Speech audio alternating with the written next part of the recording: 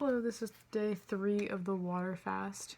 I decided to do videos and like vlogs for the rest of my assignment just because I figured it's easier. So I calculated my water usage at 55.7 gallons today. So I just need to find better ways on conserving water. So I'm looking up some different ways that I can do that. I'm just trying to take like shorter showers and just trying to like I guess flush the toilet less, because like a lot of places are saying, I mean that's about 1.5 gallons of water, but it still does make a difference, especially when you're only trying to be underneath 28 gallons of water. So after trying different things, I actually ate out twice today, so I didn't even have like meal prep count as like gallons of water. So that's like a little bit, I guess, frustrating, because like I do want to get below that, and I know it is like a water like fast, so I shouldn't really be trying to get down. I should be under it all the time.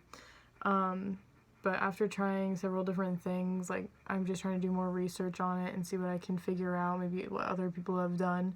But I was also doing some reading in one of my books about sustainability. It's by Peter Jacques, or Hackes, I think it's pronounced. It's one of the other professors at the school. But I remember highlighting in this book some really interesting quotes just that kind of relate to the course. So this one, not necessarily specifically about water, but this one says that the core values embraced by a person who possesses this excellence begin with the recognition that we are all plain citizens of our planet, and that we, for our own physical, intellectual, and moral benefit, share it with other forms of life.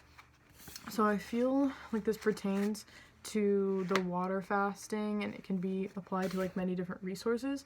But I feel like this applies to the water fasting because there's a bunch of different other countries that are getting closer to day zero without, like day zero where they are basically like not having any water, not having any like fresh or clean water to use. But I feel like in America, it's like we just turn on the tap and it's there. Like in industrialized countries, like you just turn on the faucet or turn on the shower head and like all the water that you need is there. And I've also been doing some, like I've watched a couple documentaries about how crops take up obviously a lot of water. And one was specifically about avocados in California, and how California has pretty much always been in a drought, especially the southern part of California. And because there is like a lot of avocados being grown in California, a lot of water is being used, and unfortunately that's a shared aquifer, so people in Mexico are now not having any water because we're using it for friggin' avocados. So it's like, it just seems so silly, like people's livelihoods are being put on the line for something that, I mean, we don't really need. We don't need avocados. We don't need them that badly, in my opinion. So it just makes you think about that, and how water is like, we only have like less than 2% on the planet that's fresh water. I've seen different statistics on it, but it's obviously not a lot. And it's just you're gonna get saltwater intrusion from like melting glaciers and stuff like that.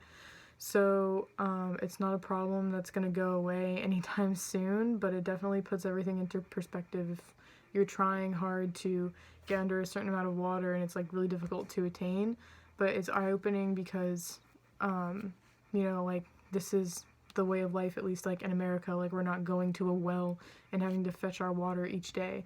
We just, like I said, turn on the faucet and it's there. So it's like pretty eye-opening that it's, depending on where we live and like how we've grown up, like this is what we're accustomed to. But it definitely puts it into perspective that obviously people have it way worse than us, and how getting it under that 28 gallons would be really, I think that would be a really big accomplishment. So I think I'm starting to realize really like the weight of water and like how much it's like its significance, I guess I would say, but how difficult it is. Like I thought it'd be easy to get under 28 gallons, and it's way harder than I thought.